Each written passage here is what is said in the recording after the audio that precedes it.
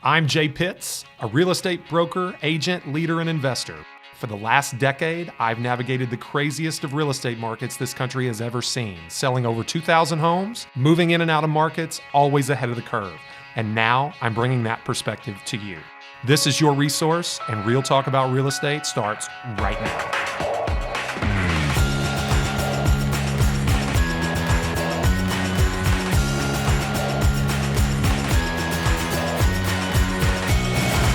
And we're back, folks, and I couldn't be happier to introduce you to today's guest, a gentleman who I've been following in my career for quite some time. I think originally saw him speak at RE/MAX's R4 convention circa 2009-ish with his hallmark red Nikes on stage speaking before, all the RE/MAX faithful there. He was founder of an agent publication kind of in the dawn of the internet era called Tech Savvy Agent, also co-founder, I should say, at Curator, a digital marketing agency, whom I happen to be a client of, that represents 800 customers, 70 employees in 2 offices, Boston and Orlando. Also a best-selling author. I could go on and on, The Conversion Code and People Work. Chris Smith is our guest. Chris, thank you for joining us today.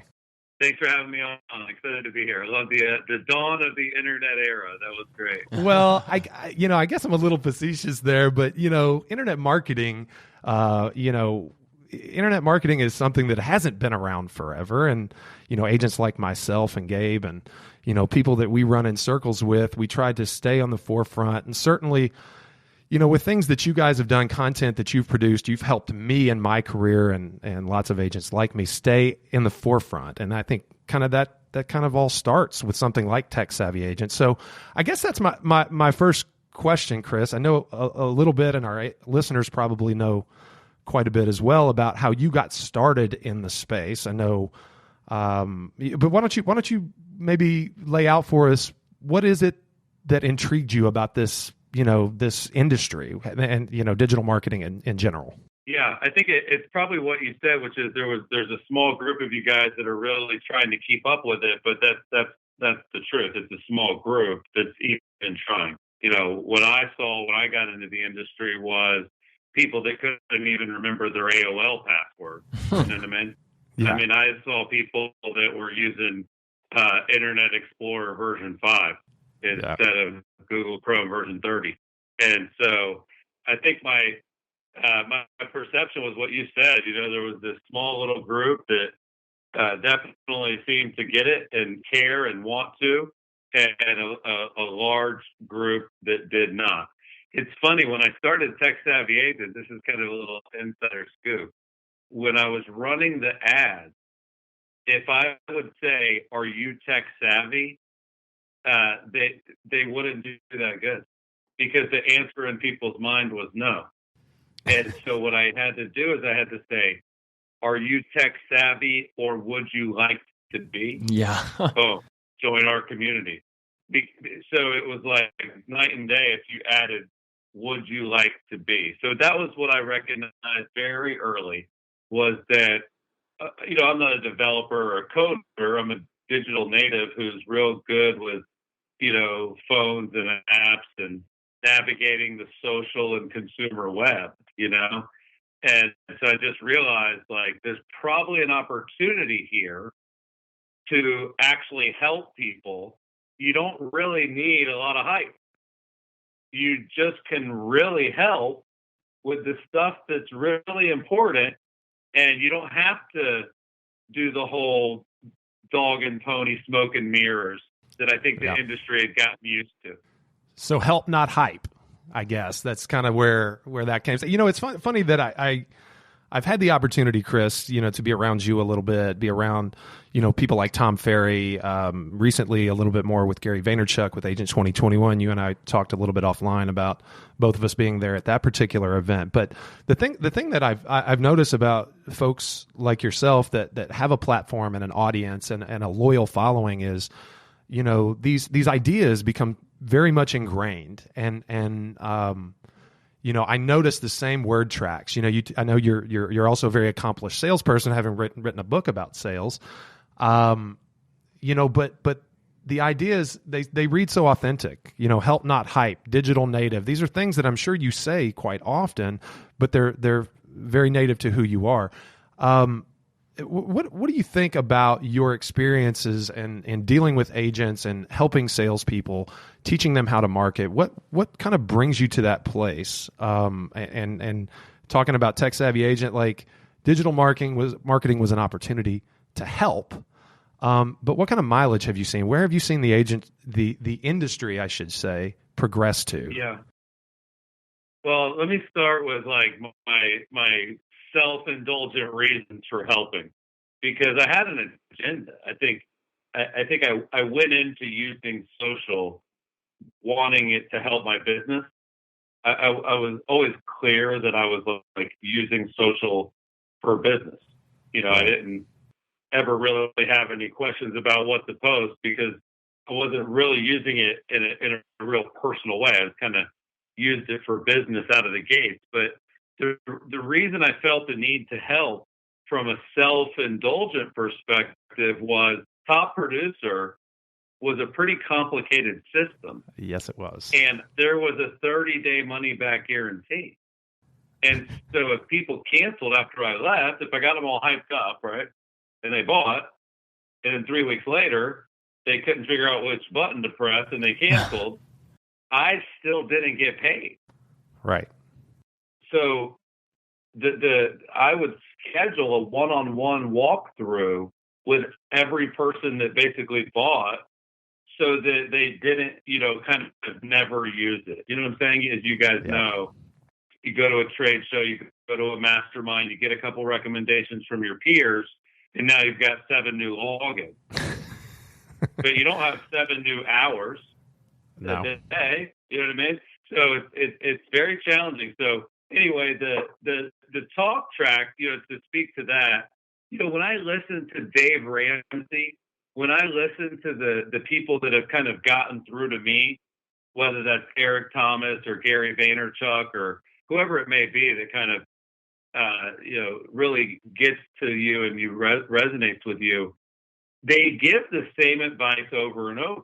Yes, they do. And they just say it almost the same, and it's actually so that you'll remember it. Now, thankfully, as someone that's teaching marketing, teaching Facebook, like I've got 2 live streams and, 2 vlogs a month every month with sort of new tactical ideas.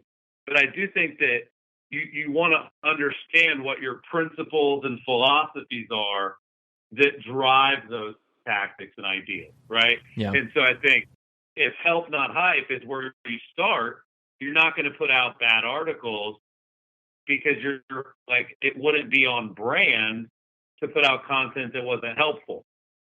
And, it doesn't mean it can't be shiny and pretty, but ultimately we start with, it does this video, does this book, does this article, does this podcast help people, thank you economy style, right? Not, is this going to help us get leads? Is this going to help us grow? I think, KW, they have a saying, that if you come from contribution, you'll be okay, and I do really, truly believe that. By the way, when I started blogging and using social, I was already making good money. I wasn't like, if I can get all my friends to buy, hair products and makeup, I'll get a side gig. I was good. You know what I mean? I didn't need the internet to pay my mortgage or pay my bills. So I think if you have that luxury, if you're Dustin Oldfather, who's there with you now, if you're Jay Pitt, who's doing pretty damn good for himself, play the brand a little bit, play the longer game a little bit, like take advantage of the fact that you're not desperate and most people are. Yeah. No, I totally agree, Chris. And so a little bit of a pivot, and I appreciate what you said there because you brought a few things to mind. So coming back from Agent 2021 in Miami, I did something that I think I've seen Curator do as well, and you can speak to this in just a minute. We as salespeople and marketers, we know that there are different types of marketing, right? And I think a lot of us, with the advent of Zillow and Realtor.com and the ability to capture leads, quote unquote leads, for buying and selling real estate, we've gotten into this direct response marketing world. Like, how do we tweak? How do we move? This knob, turn this knob. It's almost like opening a safe. Like, what is the code to generating an optimal amount of leads? You even talked about conversion of those types of leads in the conversion code. But I came away hearing from Gary Vee that now is the age of brand engagement for real estate professionals. And so we went heavy into content production as soon as we got back. It wasn't a novel idea. It's just like it really set in for me there that if I don't do these things, I do them at my own peril. Specifically, as we sit here and talk on a podcast, Gary says that one agent in each major market has the opportunity to dominate podcasting and substantially impact their business. I know you have calls with Chris. I know you guys have syndicated a lot of your content through podcasting distribution. What is your take on podcasting for real estate professionals? That's an interesting question. I was joking because we did our mastermind, the morning after Gary's event. And I was trying to teach people step by step how to do a swipe up ad on Instagram. And you actually do that on Facebook, which is already part of why it's confusing. And I remember Gary Vee's mom was there, and his sister was there. And I kind of, as the room was all confused with the 18 steps it takes to run a swipe up ad, I kind of looked at her and said, "See, this is what your son gets us into." Somebody's got to go back and teach this stuff. And so I think with podcasting, that's another one where I think what I love about Gary is he does something that I feel like I do as well, which is he kind of speaks in extremes because he knows people will naturally move back to the middle. Yeah. He's very self-aware, as am I, that people won't really go say the stuff I say, or say it the way I say it, or do the things I do.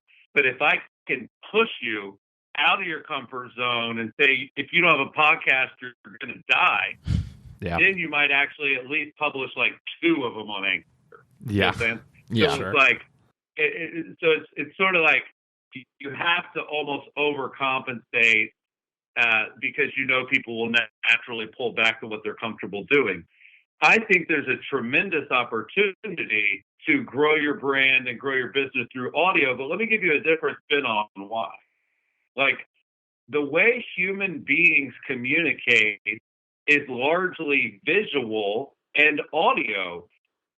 Body language is 55% of how we understand one another, and tone of voice is 38%. 7% is words. So that becomes really challenging to sort of like write your way into someone's heart, because people read it and apply their tone. So that's why I'm actually all in on video first and foremost, because that gives me physiology, that gives me audio and tone, plus my words. I feel like the least sort of buffer is video. But if I don't have video, I want audio because then I still have tone. You still hear my tone as the words come out.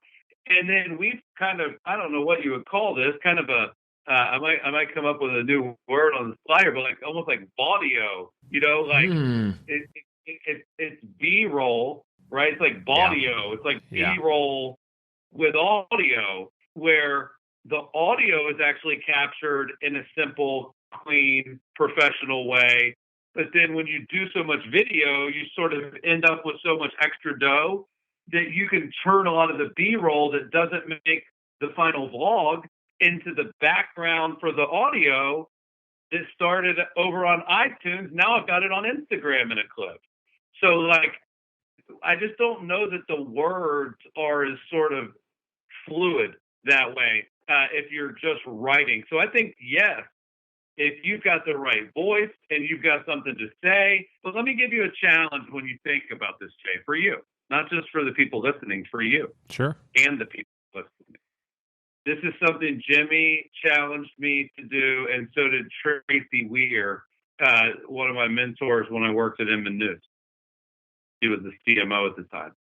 You've got to ask yourself, what am I going to be excited about 5 years from today?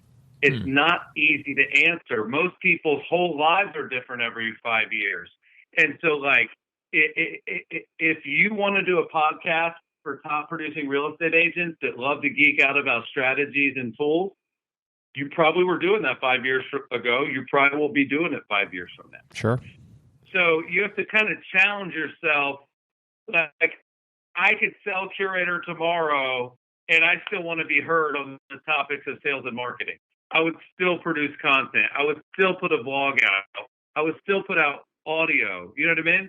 Yeah, so absolutely. I don't know, man. I think a lot of people should do more. That was really the big message here. Is do Anchor and iTunes.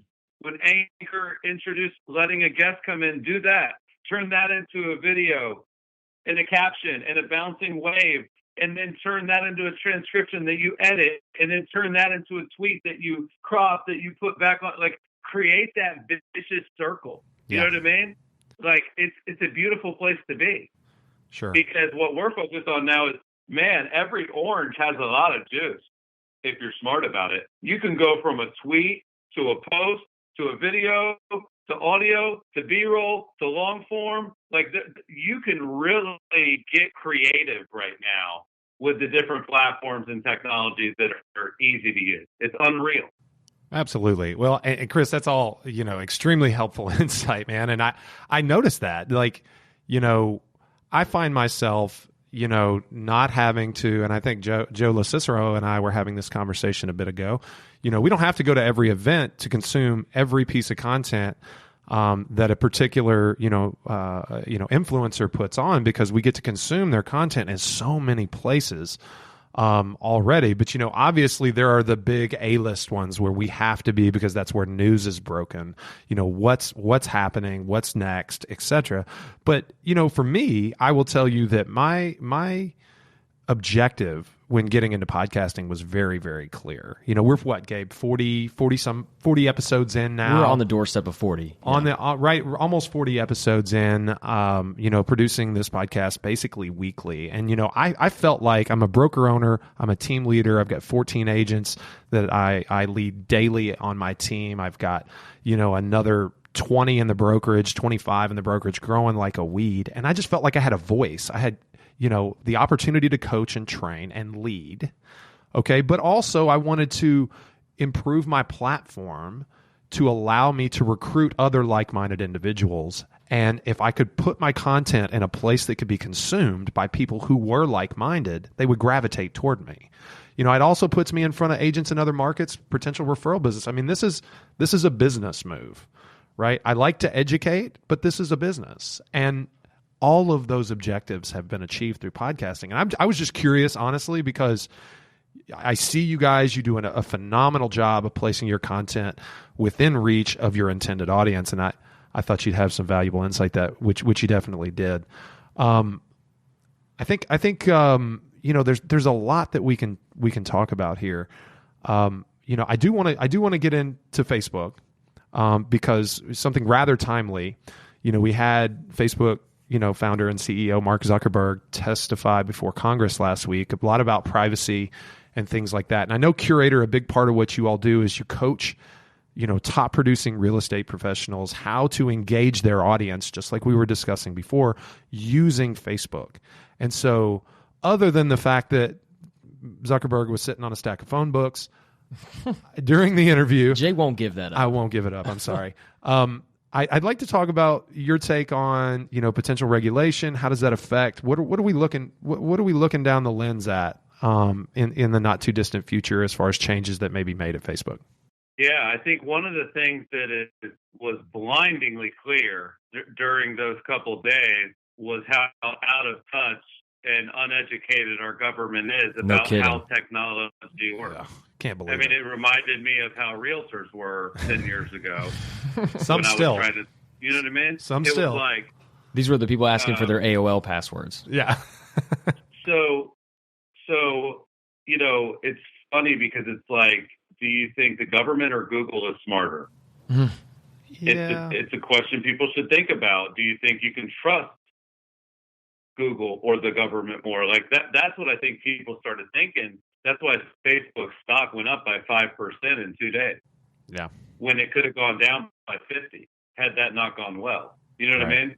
So I think the future is it's important that people are protected. It's like we get that some of this stuff is creepy, and we get that we're giving away some info, and that stuff about us that other people don't, or that we may not want shared. I think we all fundamentally understand that, but it can go too far. Yeah. And I think what happens is when we didn't know something was happening, and when we find out what it was, it's like kind of like alarming. I do think that is something that we should all be a fan of consumerism, right? We should all be a fan that like the consumer is protected from fraud, theft, data breaches. You know what I mean? Like we should all be a fan of that. So if some additional fail safes get put in place on that side, I'm a huge fan of that. And then on the specific, now this is what's crazy.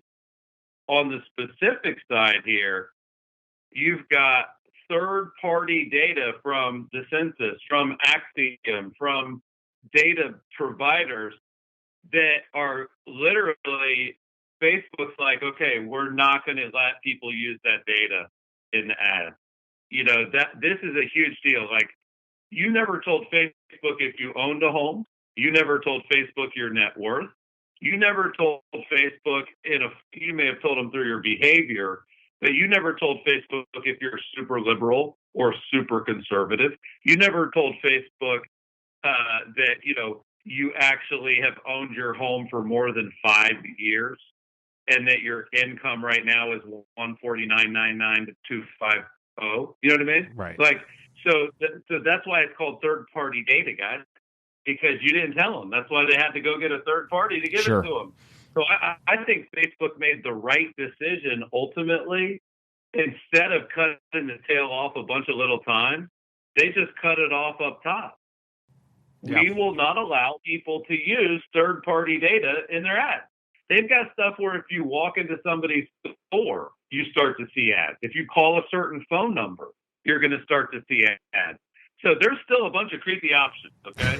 Yeah. But if it's creepy because they bought the info to make it creepy, that's going away. And it hurts a little bit, but I'll tell you what the future of the funnel is. The future of the funnel is the magic million, the wide part of the funnel, the top of the funnel, age, location, education. That stuff enough to do a top of the funnel anyway. Yeah. The middle and the bottom of the funnel is not going to be better third-party data about them. It's going to be engagement. Did they watch the video? Did they listen to the podcast? Did they click on the last Instagram post? Like I just built an entire funnel that I'll be sharing at our conference that doesn't go anywhere but from social network to social network. Like there's no destination, there's no links. It's just getting people to consume on the platform for the sake of building the audience to target at the bottom of the funnel. So engagement and consumption and interaction will be the new filters that define the middle and the bottom of the funnel, not because the person has $2 million. You know what I mean? Definitely. Well, this is a perfect segue, too, because I want to go ahead and do something that's a new piece of our show. We're doing a segment that's called Resource Office Hours, where our listeners are able to come to us with their questions and have them answered by our guests like yourself. And this one is perfect. You may have already answered it, but I want to go to this question now that we've got from one of our listeners. Let's go ahead and play that question. Hi, this is Marcy. I'm in Louisville. My question is, as a real estate marketing professional, I'd like to know what I can do now to prepare when the day comes when Facebook marketing is dead. Okay, so Chris, I want to get your take on this. Do you think that we're approaching a time when Facebook marketing will be dead, so to speak? No, that's not what I think at all. It makes me think of a blog post that everybody should read that Seth Godin wrote called "Bring Me Your Dead Stuff." Like, I would love you guys to go look up the articles about email marketing is dead, SEO is dead, pay-per-click is dead, direct having response. a website in general is dead, mail is dead. Should I keep going? I was thinking of direct mail because I've heard Tom Ferry say, I don't know how many times, that he will exist in the space that people leave, and he uses typically direct mail as the example there. But if Facebook went away, there would be Instagram, there would be YouTube, there would be Twitter, there would be AdWords, there would be podcasting, there would be email marketing, plus there would be the thing that replaced Facebook. Absolutely. So, I think the way that, people should weatherproof their business against change is actually service. The best way to make sure that you don't go away when Facebook ads go away, if they were to, is to actually do a better job of what you already do. Like, there is so much drag and friction and sort of fat in people's business that needs trimming that I don't know why half of them do ads anyway. I wouldn't be worried about marketing if I was most of the people listening right now. I would be worried about communication and caring. Yeah. Because if you do a great job communicating and you do a great job caring, your service is your marketing. Like, Dustin, have you sent us anybody to work with us at Curator? Jay, you ever give us a referral? Tons. You ever take a call from someone that was thinking about becoming a client? Like, us taking the best care of our clients possible is the best marketing strategy post Facebook. Absolutely.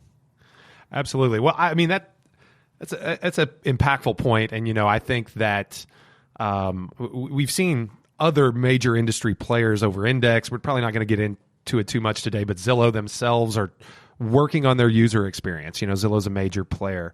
The best type of marketing is great service. That's for sure.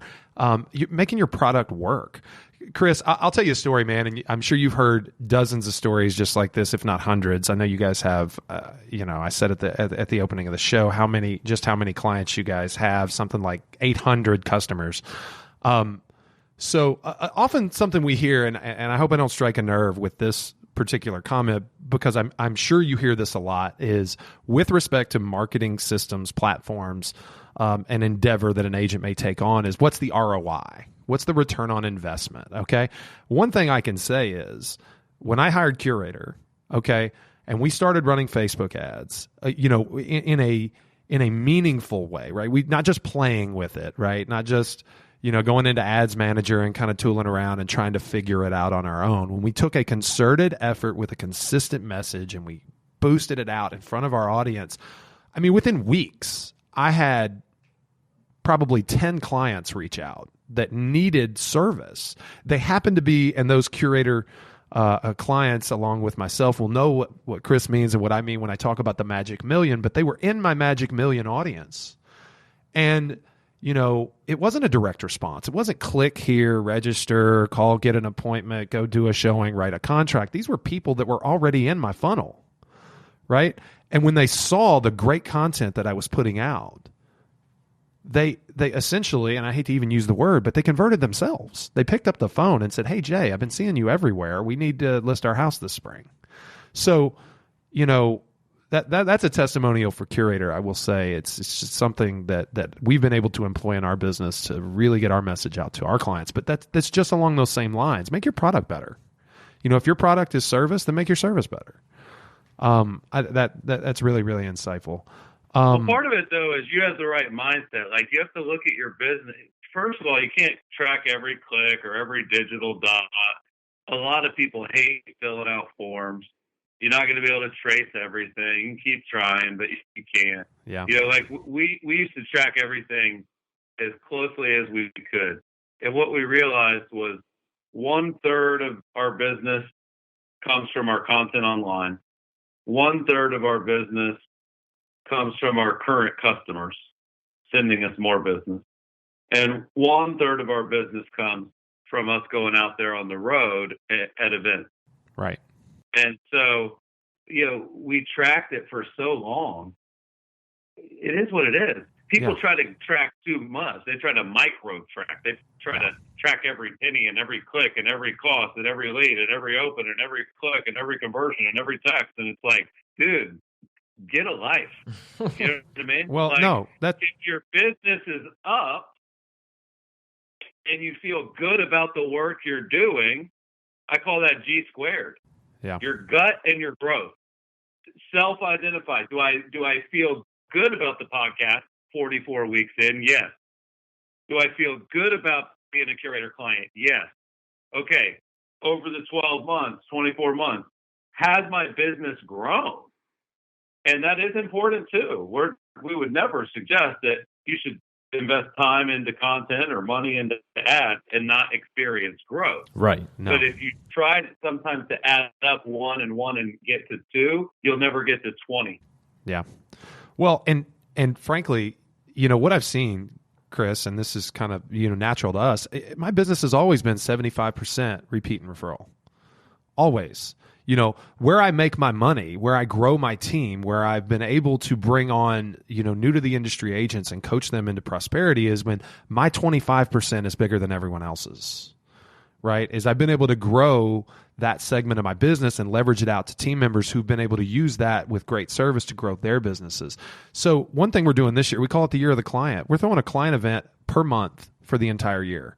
And my co-host here, Mr. Pruitt, is also a video production aficionado. He's actually very adept at that. So we're producing a video for every event that we use the tactics that you guys have taught us at Curator through cabbing and email marketing to deliver that content to our database, which just brings them right back into our funnel. Right? It allows them to experience our great service all over again. So I don't mean to sound like a commercial, man, but I really do, appreciate the effects of the teachings that you guys have given us in our business. And you're right, that G squared, that growth and gut, absolutely our business has grown.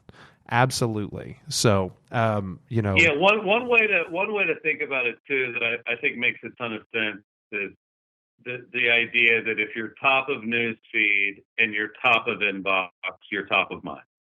You know what I'm saying? Right. Top of mind. Or it was top of voicemail, top of mind. I just think right now, if you can be in that news feed in a quality way. Like I have a note. It's funny because I love that you guys are clients and I appreciate it. And I appreciate plugging us. Like I have a note in my phone about a blog post I'm going to do. And it's how to get 100% good leads, right? And it's something that nobody wants to hear. The only way to get what I would consider 100% good leads would be to do what we do at Curator, which is basically never force anyone to register ever. So, if your content and your funnel and your trench and your brand and your stuff is so great, nobody has to register. They'll go to the contact page. They'll go to check the availability. Like, I'm not saying we don't have funnels, that we don't have landing pages, that we don't build our email list. But what I'm getting at is that we don't have to. So we do not feel the need to make anyone register because that would be kind of chasing versus attracting. Yeah. And we understand that we miss out on business because of that. But we're also, like I said, if you can be patient and if you are successful, take advantage of that. Yeah. That's a big deal. Be willing to play the longer game while everybody else is throwing those right hooks. You're over here jabbing. You know what I mean? Gary Vee. Well, the more jabs, the fewer hooks, right? The more jabs you throw, the fewer hooks you have to throw. But, it's funny that you brought that up. I actually have it in my notes to bring up, and I thought we were probably going to run out of time, but you did it for me. Probably the first time I ever heard you speak on inbound marketing was at a Remax convention. I don't know if it was that first year or not, but you said something to the same effect. Turn off the registration on your website, right? While everybody is making everybody, give them their blood type to get to see the interior pictures, just turn it off. Be the contrarian. That's something that Gabe and I talk about a lot. We have a list of words that we work into every episode. Contrarian is one of them. But no, being that's what your homepage should say. It should say you'll never have to register to use our site. Just call us when you're ready. You know what I mean? Like people appreciate that. You know, and I think that ultimately, like there's a stat that I thought was crazy from Move Inc. and Realtor.com, where in 2011 there were actually more homes sold than leads generated on the whole internet for realtors. But now there's like 80 to 100 million leads, versus 5 million homes sold, and that's because people are going to register on multiple sites. Here's why I wrote the conversion code. Because you can trick people into registering and you can buy leads, but you can't buy conversion. No. I don't care if you have Booktown, Commissions Inc., Curator, and you're a Zillow Premier agent. If you can't convince me that you're great, I ain't signing shit. No, you're right. You know what I mean? You can't trick somebody into buying a house. Just that what happens is the premium systems, let's call them, are pricey. Yeah. So the people that are able to afford those are sort of naturally already a little better vetted and good at what they do. That's true. Like, you cannot, and that's why it's so funny to me. Like, is there an ROI on Curator? How could there not be if you've got your act together? Right. Like, go from no systems to systems. If you go from no help with Facebook to a ton of help, if you go from a website where you're hidden and no one even knows it's yours and there's nothing even meaningful about your company at all, to one that actually people drool on when they look at because it looks so great.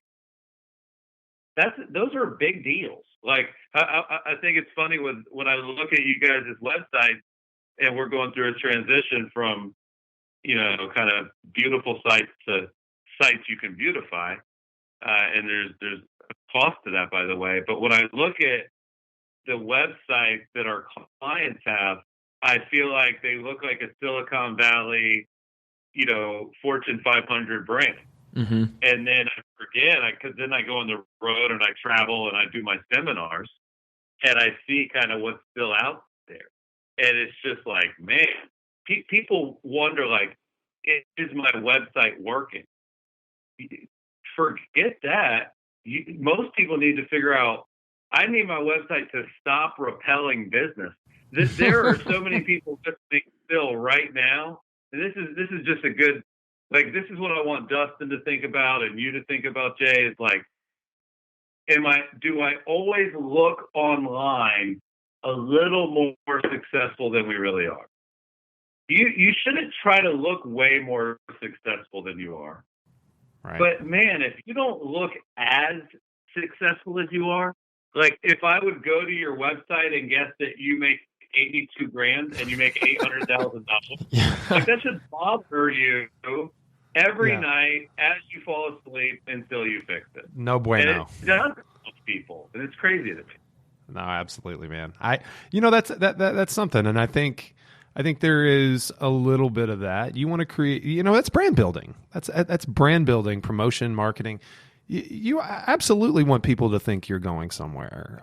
If where you are is good enough, then I don't know. Those are not the type of people that inspire me in the services that I consume. You mentioned Tom Ferry. You mentioned Tom Ferry earlier. Tom Ferry said something one time I thought was great. He said, "Just be the man your kids already think you are." Yeah. Yeah, that's a great point. And I think that's kind of applicable to this. Like, just look as good online as you are offline. Yeah. Like, if I went and talked to 30 people and they would rave about you, just make 30 people in a row rave about your freaking website.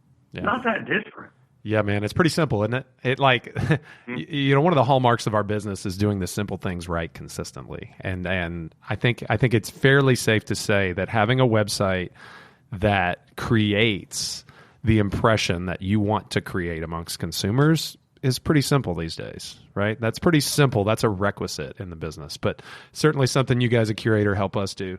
Chris, man, I think we're going to have to leave it there, brother, but I appreciate all of your time today and your insights. I think it was enormously helpful for our audience to hear, the things that you guys do there at Curator, the things you do for small business and real estate professionals, and your history and kind of how you got into business. Yeah. Appreciate your time today, man. Chris Smith, once again from Curator. Thanks again, Chris. Thank you. Thanks for having me, guys. Have a great day.